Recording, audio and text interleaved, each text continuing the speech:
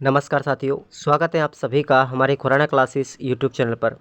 और आज के इस टॉपिक में हम बात करेंगे ईवीएस जो हमारी चल रही है शिक्षा मनोविज्ञान पर्यावरण को लेकर के हम बात कर रहे हैं रीट लेवल 1 के लिए। तो इसमें आज का हमारा टॉपिक होगा सार्वजनिक संस्थाएं। यानी हम बात करेंगे आज के इस टॉपिक में एक तो विद्यालय, उसके बाद हम बात करेंगे बस स्टैंड, उसके बाद हम बात करेंगे रेलवे और उसके बाद हम बात करेंगे डाकघर। ठीक है, और इन सभी की हम चर्चा करेंगे यहाँ पर। ठीक है, देखना अच्छे से आप लोग पूरा पढ़ना। और एक आपका आएगा अस्पताल, हॉस्पिटल। ठीक है भाई, तो इन सब की हम चर्चा करेंगे 5 टॉपिकों की। देखिएगा, सार्वजनिक स्थान कहते किसे हैं? वह स्थान जहाँ कोई भी व्यक्ति सरकार के द्वारा निर्धारित नियमों के आधार पर कभी भी आ और जा सकता है, उसे हम सार्वजनिक संस्था कहते हैं। साथियों, ये जो आपको नोट्स है ना, ये मुकेश पंचोली के, ध्यान रखना। कोई बच्चे बोल रहे थे कि मुकेश पंचोली का कॉपी कर रहे हो, बिल्कुल कॉपी हम मुकेश पंचोली का कर रहे हैं। ठीक है, लेकिन आपको रिवीजन तो करवा रहे हैं, कम से कम इसका पैसा तो नहीं लिया जा रहा ना। आप लोग तसल्ली के साथ पढ़िए, क्या दिक्कत आ रही है आपको? ठीक है ना, ये चीज़ आप लोग विशेष ध्यान रखें। अगर आप लोग चाहते हो भाई डायरेक्टली मुकेश पंचोली से पढ़े, तो आज बेशक रूप से पढ़िए आप लोग, मुझे कोई इशू नहीं है, आप तसल्ली के साथ पढ़िए। लेकिन ये नोट्स है ना, इनको मैं अपडेट करा के पढ़ा रहा हूँ। ध्यान रखना, मुकेश पंचोली जी के जो ईवीएस है ना, अभी तक उन्होंने नई पढ़ाई है, मैं इसको अपडेट करके पढ़ा रहा हूँ, ये सबसे बड़ा फायदा है। ठीक है, तो ये चीज़ विशेषकर ध्यान रखें। इस क्लास में अब हम बात करेंगे एक तो विद्यालय, चिकित्सालय, डाकघर और बस स्टैंड और रेलवे स्टेशन, इन सब के बारे में चर्चा करेंगे। सबसे पहले हमारा पॉइंट आता है विद्यालय का। अब आप लोग ध्यान से सुनी जाइए, आराम आराम से पढ़ाऊंगा मैं। विद्यालय का मतलब होता है विद्या की देवी का मंदिर। ठीक है, विद्या प्लस आलय, विद्या प्लस आलय, आप लोगों ने सबने संधि पढ़ी होगी ना। विद्यालय यानी विद्या का घर, यानी शिक्षा का घर। हम विद्यालय की बात करते हैं साथियों, तो विद्यालयों को 2 श्रेणियों में बांटा गया है। एक तो है अपना प्राथमिक शिक्षा का श्रेणी, और दूसरे विद्यालय होते हैं माध्यमिक शिक्षा के लिए। प्रारंभिक शिक्षा की बात करें तो इसको भी 2 वर्गों में बांटा गया है, 1 से 5वीं तक और दूसरा है 6 से 8वीं तक। ठीक है, 1 से 5वीं तक के जो विद्यालय है ना, उनको हम क्या कहेंगे? प्राथमिक विद्यालय, जिसके अंदर बच्चे की आयु कितनी होती है? 1 वर्ष से लेकर के 10 वर्ष तक। ठीक है, बच्चे को 5वीं तक पढ़ाया जाता है। और इस प्राथमिक विद्यालय का जो संस्था प्रधान होता है, प्रमुख होता है, वो प्रधानाध्यापक कहलाता है। 1 से 5वीं तक के जो विद्यालय होते हैं बिल्कुल एक सरल रेखा में बनते हैं, इस तरीके से सीधे बनते हैं, 4-5 कमरे एक जैसी लाइन में, तो उनका आकार कैसा हो गया? सरल रेखा में। वही हम बात करते हैं उच्च प्राथमिक विद्यालय, कक्षा 6 से 8वीं तक होते हैं। इसमें बच्चों की उम्र होती है 10 वर्ष से लेकर के 14 वर्ष तक के बच्चे पढ़ते हैं। इसका संस्था प्रधान कौन होता है? प्रधानाध्यापक, हेडमास्टर होता है।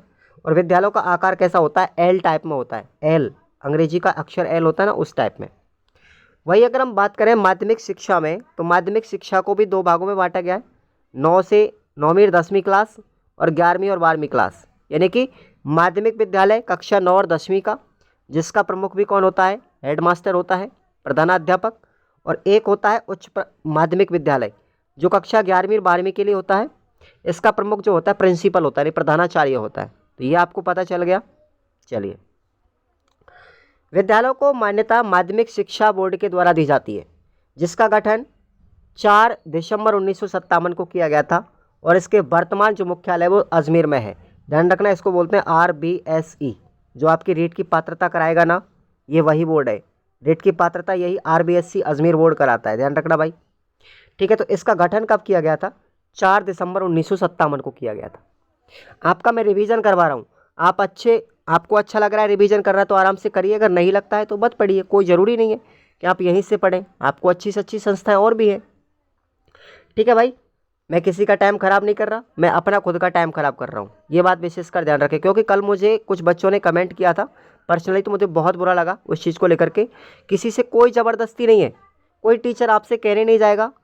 आपके माँ बाप आपके पढ़ने के लिए कहते हैं तो पढ़िए, अगर नहीं कहते तो मत पढ़िएगा। आप खुद की अपनी लाइफ को सुधारने के लिए पढ़ रहे हो, अपने माँ बाप को की लाइफ को नहीं सुधार रहे, आप खुद के जीवन को सुधारने के लिए पढ़ रहे हो। ये विशेषकर आप लोग ध्यान रखें। किसी के ऊपर किसी की कोई ज़बरदस्ती नहीं चलती, किसी की कोई भी मतलब यहाँ पर कोई ऐसा वो रूल भी नहीं है कि भाई आपको पढ़ना ही पढ़ना है, आप मत पढ़िए अगर अच्छा नहीं लगता है तो।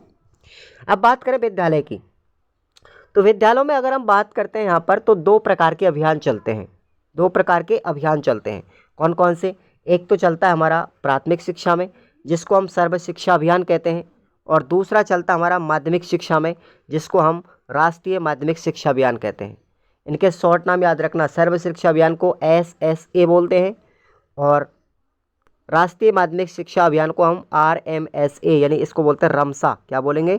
राष्ट्रीय माध्यमिक शिक्षा अभियान, तो इसको रमसा के नाम से जानते हैं। SSA जो अभियान चलाया गया था इसका गठन हुआ था 2001 में, और रमसा का जो गठन हुआ था वो इसकी शुरुआत हुई थी 2009-10 में।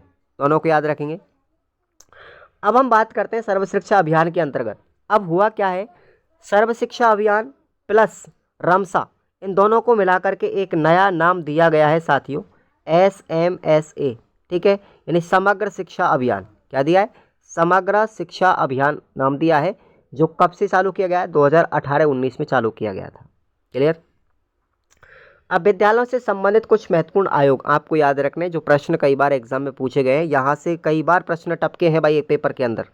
तो सबसे पहले बात याद रखनी है आपको, राधाकृष्णन आयोग। राधाकृष्णन आयोग जो है साथियों, इसको हम विश्वविद्यालय अनुदान आयोग भी कहते हैं, जिसकी स्थापना वर्ष 1948-49 में की गई थी। ये जो आपको जितने आयोग दिए गए हैं ना साथियों शिक्षा से संबंधित, इन सभी आयोगों को किसी दिन एक वीडियो लेकर के आऊँगा अलग से, बहुत शानदार तरीके से मैं आप सबको बता दूंगा, जितने भी हमारे राजस्थान में आयोग हैं। तो राधाकृष्णन आयोग या विश्वविद्यालय अनुदान आयोग की स्थापना 48-49 में की गई थी। अगर बात करें मुदालियर आयोग की, इस मुदालियर आयोग का दूसरा नाम है माध्यमिक शिक्षा आयोग। इसकी स्थापना 1952-53 में की गई थी। कोठारी आयोग को कई बार पूछा गया एग्जाम में, तो कोठारी आयोग की स्थापना की गई थी 1964-66 के मध्य। राष्ट्रीय शिक्षा नीति की बात करें तो ये 1986 में आई थी। ये सेकंड शिक्षा नीति है, ध्यान रखना। पहली वाली जो आई थी ना, पहली वाली शिक्षा नीति 1968 में आई थी इंदिरा गांधी के समय पर जब प्रधानमंत्री थी, और ये वाली शिक्षा नीति 1986 की द्वितीय शिक्षा नीति है। इस समय पर प्रधानमंत्री कौन थे? हमारे राजीव गांधी थे। इस तरीके से आपको पढ़ना है, ये अपडेट कर रहा हूँ मैं आपको सारी चीज़। यशपाल समिति इसका गठन किया गया था साथियों 1992-93 के अंदर। और भाई बात करें नवीन शिक्षा नीति, जिसकी अध्यक्षता KC कस्तूरीरंगन ने की थी, तो ये नई शिक्षा नीति की सिफारिश तो 2019 में लागू हुई थी, 19 में की गई थी, लेकिन इसको बनाया 2020 में गया था। ठीक है ना? इसको शिक्षा नीति 2020 बोला जाता है। क्या बोला जाता है? 2020, लेकिन ये 2019 इसलिए दिया गया है क्योंकि इसकी 19 में सिफारिश की गई थी। किसके द्वारा? किसकी अध्यक्षता में? KC कस्तूरीरंगन की अध्यक्षता में। अब हम बात करते हैं चिकित्सालय की, यानी हॉस्पिटल, अस्पताल।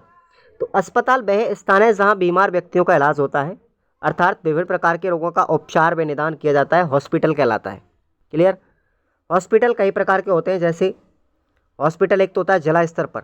ठीक है, एक हॉस्पिटल ऐसा होता है जिसको हम सामुदायिक स्वास्थ्य केंद्र कहते हैं, CHC के नाम से, जो कहाँ पर होता है?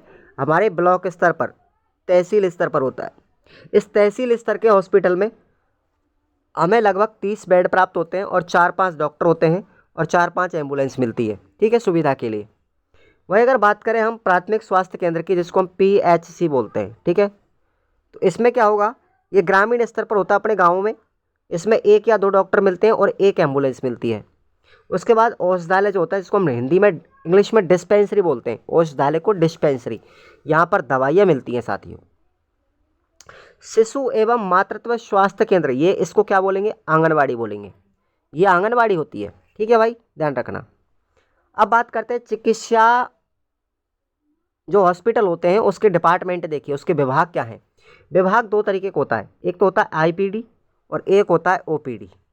ठीक है, IPD का मतलब होता है आपका अंतरंग डिपार्टमेंट, जिसके अंतर्गत पेशेंट को एडमिट किया जाता है, भर्ती किया जाता है, ये होता है IPD। और OPD का मतलब होता है बहिरंग विभाग, जिसके अंतर्गत मरीज के लिए दवाइयाँ दी जाती हैं। OPD में केवल दवाइयाँ दी जाती हैं, केवल डॉक्टर बैठते हैं। ठीक है, यहाँ पर आपको दवाइयाँ वगैरह लिख देंगे और यहाँ पर दवाई आपको मिल जाएगी। लेकिन IPD में आपकी तबीयत ज़्यादा सीरियस है, ठीक है, तो आपको यहाँ पर एडमिट किया जाएगा, इसको बोलेंगे हम IPD। क्लियर? अब आपको मैं नई जानकारी के लिए बता दूं, थोड़ा सा ध्यान रखेंगे। चिकित्सा एवं स्वास्थ्य निदेशालय राजस्थान, इसका हेडक्वार्टर कहाँ पर है? जयपुर में है। और इसका मंत्रालय आपको याद रखना है चिकित्सा एवं स्वास्थ्य मंत्रालय के द्वारा इसको क्या किया जाता है, कमांड किया जाता है, नियंत्रित किया जाता है। अब आपको याद रखना है, तो जो मंत्रालय है ना, इसका मुखिया कौन होता है, एक मंत्री होता है। मंत्रालय का मुखिया कौन होता है, मंत्री होता है। अब आपको ये दोनों क्रॉस करने नए हैं 2024 वाले में आपको बता रहा हूँ। जो जून 2024 के में अभी नए बने हैं, ठीक है, उनको मैं आपको बता रहा हूँ। सबसे पहले आपको याद रखना है, अगर पूछा जाए कैबिनेट मंत्री कौन है, कैबिनेट मंत्री कौन है, तो याद रखना आप लोग कैबिनेट मंत्री, अच्छे से याद रखना, चिकित्सा एवं कैबिनेट मंत्री कौन है भाई, जेपी नड्डा। कौन है, जेपी नड्डा, ठीक है, जगत प्रकाश नड्डा। एक तो आपको ये याद रखना है। अगर पूछा जाए स्वतंत्र प्रभार किसके पास है, ठीक है, स्वतंत्र प्रभार किसके पास है, तो ये भी आपको याद रखना है, स्वतंत्र प्रभार किसके पास है, अच्छे से याद रखना, प्रताप राव जाधव। क्या नाम रखना है, प्रताप राव जाधव।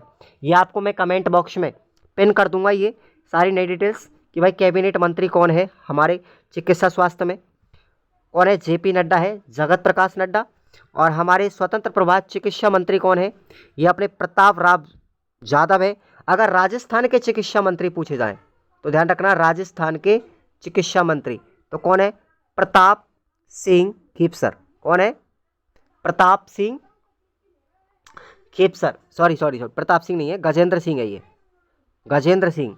कौन है भाई, गजेंद्र सिंह खेपसर, ये आपको ध्यान रखना, गजेंद्र सिंह खेपसर, अच्छे से याद रख लेना इन तीनों को, ठीक है। अगर पूछा जाए कैबिनेट चिकित्सा मंत्री कौन है, जेपी नड्डा, स्वतंत्र प्रभार चिकित्सा मंत्री कौन है, प्रताप राव जाधव, और राजस्थान के चिकित्सा एवं स्वास्थ्य मंत्री कौन है, गजेंद्र सिंह खेपसर, तीनों याद रखना। चलिए आगे बढ़ते हैं हम। अब हम बात करते हैं डाकघर की। तो डाकघर वह स्थान है जहां से डाक प्राप्ति और डाक भेजी जाती है, उसे हम डाकघर कहेंगे। डाकघर का मुखिया पोस्ट मास्टर कहलाते हैं, डाकपाल कहलाता है, और इसमें जो कर्मचारी काम करते हैं उसको हम पोस्टमैन कहते हैं, डाकिया कहते हैं। डाकघर के बारे में बात करें तो सबसे पहले हमारे भारत के अंतर्गत इतिहास की बात करेंगे। भारत में डाकघर की शुरुआत 1776 ईस्वी में की थी, किसके द्वारा, लॉर्ड क्लाइव के द्वारा। एक अंग्रेज अधिकारी थे, उस समय भारत में अंग्रेजों का शासन था, तो लॉर्ड क्लाइव के द्वारा 1776 में इसकी शुरुआत की गई थी। और बात करें भारत के अंदर पहला डाकघर कहाँ पर खोला गया था, कलकत्ता के अंदर खोला गया था 1774 ईस्वी में। उस समय पर हमारे गवर्नर कौन थे, वारेन हेस्टिंग्स थे। कौन थे, वारेन हेस्टिंग्स थे। अब आपको याद रखना है डाकघर अधिनियम 1854, डाकघर अधिनियम 1854 कब पारित किया गया था, 1 अक्टूबर 1854 को। वेरी वेरी इंपॉर्टेंट है, याद रखेंगे। अब ये डाकघर वाला तो प्रश्न आ सकता है एग्जाम में, यहाँ से पूछने के पूरे चांस हैं। अगर पूछा जाए विश्व डाक दिवस कब मनाया जाता है, तो 9 अक्टूबर को, और राष्ट्रीय डाक दिवस कब मनाया जाता है, 10 अक्टूबर को, दोनों याद रखने। अब हम बात करेंगे डाकघर की सेवाएं। देखिए 1863 ईस्वी में रेल डाक सेवा शुभारंभ की गई थी। रेल डाक सेवा कब हुई, 1863 में। पोस्ट कार्ड सेवा कब प्रारंभ की गई थी, 1879 में। मनी ऑर्डर सेवा का शुभारंभ किया गया था 1880 में। पिन कोड सेवा, जो आपकी 6 अंकों की पिन कोड होती है ना, उसका शुभारंभ कब हुआ था, 15 अगस्त 1972 में। डाक जीवन बीमा योजना का प्रारंभ कब हुआ था, 1984 में। स्पीड पोस्ट व्यवस्था का प्रारंभ हुआ था 1986 में। ग्रामीण डाक जीवन बीमा योजना का प्रारंभ हुआ था 1995 में। उसके बाद EFT की शुरुआत हुई थी 2001 में। इंटरनेट आधारित ट्रैक सेवा का आरंभ हुआ था 3 जनवरी 2002 में। उसके बाद बिल ईमेल सेवा का प्रारंभ, ठीक है, बिल ईमेल सेवा जो है उसका शुभारंभ हुआ था 15 सितंबर 2003 में। ई पोस्ट सेवा का शुभारंभ हुआ था 3 जनवरी 2004 में। लॉजिस्टिक पोस्ट सेवा का शुभारंभ हुआ था 10 अगस्त 2004 में। IMO तत्कालिक मनी ऑर्डर सेवा यानी इमरजेंसी मनी ऑर्डर जो सर्विस है, इसकी शुरुआत 20 जनवरी 2006 में हुई थी। और इलेक्ट्रॉनिक मनी ऑर्डर, इसकी शुरुआत 10 अक्टूबर 2008 में हुई थी। तो ये आपको याद रखने, साथ ही साथ आपको 2 लाइन और याद रखनी है कि भाई प्रधानमंत्री सुकन्या समृद्धि योजना का शुभारंभ कब हुआ था, 22 जनवरी 2015 में। और इंडिया पोस्ट पेमेंट बैंक का आरंभ कब हुआ था, 1 सितंबर 2018 में। तो ये इतनी सारी योजना है, आपको रटनी पड़ेंगी भाई, इसमें कोई समझाने वाली बात नहीं है। अब हम बात करते हैं बस स्टैंड की। तो राजस्थान में या राज्य में बस स्टैंड का नियमन एवं नियंत्रण का कार्य कौन करता है हमारे राजस्थान के अंदर? RSRTC। इसका पूरा नाम है Rajasthan state road transport corporation. Hindi में क्या नाम है इसका बताइए? राजस्थान सड़क परिवहन निगम। ठीक है, राजस्थान राज्य पथ परिवहन निगम। ये अधिनियम कब बना था साथियों? 1995 में। 1950 में बना था ये अधिनियम 1950 के अंदर बना था, सड़क परिवहन निगम अधिनियम। अब हम बात करते हैं RSRTC की। तो RSRTC की स्थापना 1 अक्टूबर 1964 में की गई थी। 1 अक्टूबर 1964 में। वेरी वेरी वेरी इंपॉर्टेंट है, ध्यान रखना। इसका मुख्यालय कहाँ पर है? जयपुर में है। अब आपसे पूछा गया है इसके वर्तमान अध्यक्ष कौन है RSRTC के? अब आपको हंसराज उपाध्याय नहीं है, ये हट चुके हैं यहाँ से। अब इसके वर्तमान में अध्यक्ष कौन है ध्यान रखेंगे आप लोग? श्रेया गुहा। कौन है? ध्यान रखेंगे आप लोग, ये आप लोग लगा लीजिए। ये 2024 में है और आज की डेट में आपको मैं वीडियो बता रहा हूँ तो आज भी है वर्तमान में ये श्रेया गुहा। ठीक है भाई, ये हमारे RSRTC के वर्तमान अध्यक्ष हैं, महिला अध्यक्ष है। ठीक है, हम बात करते हैं राजस्थान में पहली बस सेवा कब प्रारंभ की गई थी? तो ये 1952 में हुई थी, टोंक जिले से हुई थी। इंपॉर्टेंट सबसे ज़्यादा, इसको नोट कर लीजिए आप लोग। अब हम बात करेंगे रेलवे स्टेशन की। ठीक है, समझ में आ गया होगा। क्लास को एक बार लाइक कर दें सभी विद्यार्थी। रेलवे स्टेशन, राज्य में रेलवे स्टेशन का नियमन व नियंत्रण कौन करता है? रेल मंत्रालय करता है। रेलवे स्टेशन के मुखिया को हम क्या कहेंगे? स्टेशन मास्टर कहेंगे। और वर्तमान में अब आपको ध्यान रखना है, रेलवे का वर्तमान अध्यक्ष 2024 में कौन है बताएंगे जल्दी से। रेलवे का वर्तमान में अध्यक्ष कौन है? अब आपको याद रखना है, पीयूष गोयल को काटना है यहाँ से अपने नोट्सों में, और क्या करना है भाई? जया वर्मा सिन्हा। क्या करना है? जया वर्मा सिन्हा। ठीक है, ये अध्यक्ष है इसकी। ठीक है, और यही इसकी क्या है? सचिव है। ये सचिव भी इसी को CEO क्या बोलेंगे इसको? CEO है ये, CEO है। क्या बोलेंगे इसको? CEO। ध्यान रखेंगे, जया वर्मा सिन्हा। नोट कर लो इसको आप लोग, जया वर्मा सिन्हा। ये इसकी वर्तमान में CEO भी है, ध्यान रखना। CO भी है ये और यही अध्यक्ष है। ठीक है, दोनों पद इसी के पास में। ओके, अब बात करते हैं। अब हमको याद रखना है हमारे रेल मंत्री कौन है बताओ जल्दी से कमेंट करके। रेल मंत्री कौन है हमारे भारत के? अश्विनी वैष्णव। कौन है?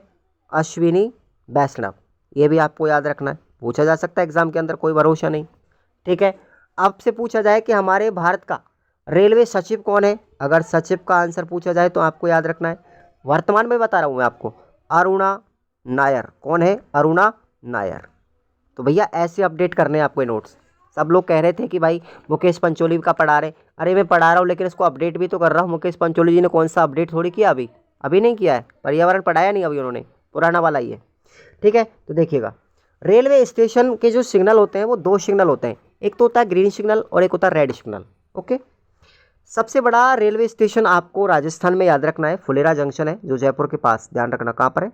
जयपुर के पास में फुलेरा जंक्शन, आप लोगों ने देखा होगा लगभग। ठीक है, राजस्थान में पहली रेल बस सेवा कब प्रारंभ हुई थी? 1994 में। कहाँ से कहाँ तक हुई थी? मेड़ता शहर से प्रारंभ हुई थी, ये आपको नोट करना है। जैसे अपनी बस सेवा पहली पड़ी थी 1952 में पड़ी थी ना, पहली बस सेवा टोंक से, ऐसे ही पहली रेल बस सेवा आपको याद रखना है, पहली रेल सेवा 1994 में मेड़ता शहर से शुरुआत की गई थी। ठीक है, तो ये आप लोगों को याद रखना है। इस तरीके से आपका ये पूरा चैप्टर कंप्लीट होता है यहाँ पर। ओके, आपको कोई दिक्कत नहीं आनी चाहिए, मैं तो ये समझता हूँ। आराम से पढ़िएगा, मैं जैसा भी आपको टूटा फूटा पढ़ा रहा हूँ आप लोग जरूर ग्रहण कीजिए। लेकिन टेस्ट सीरीज़ जो है ना, आप मुकेश पंचोली जी से भी बेटर ले सकते हो यहाँ से। मुकेश पंचोली जी भी नहीं पढ़ाएंगे आपको ऐसी टेस्ट सीरीज़, मैं इस चीज़ को दावे के साथ में कहता हूँ। वो टेस्ट सीरीज़ देते ही नहीं है मेरे भाई। ठीक है, वो तो किताब बेचते हैं। क्या करते हैं वो? किताब बेचते हैं, अपन टेस्ट सीरीज़ देते हैं। ओके, तो आप लोग ज्वाइन कीजिएगा उसको। Thank you so much.